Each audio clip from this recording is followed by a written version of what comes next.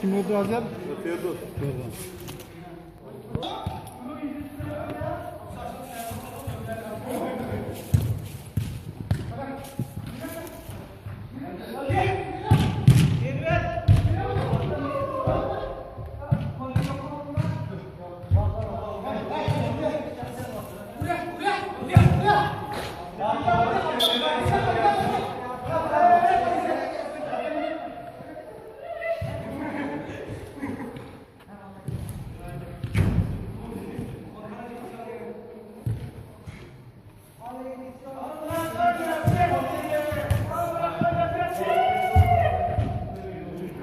O meydanda oynayaptı.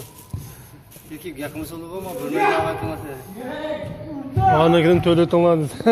Ya değişti gelmedi mi lan? He.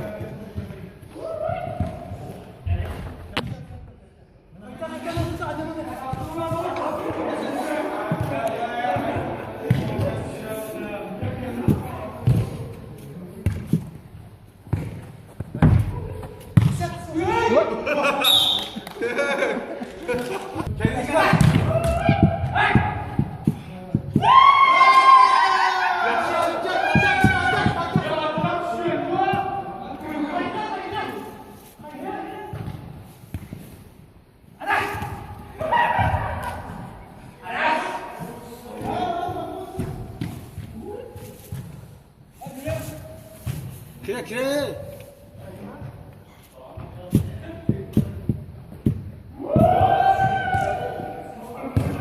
Ya yaxşı o, yaxşı ya, üstünde. Şeppe. Aç oldu çıktı.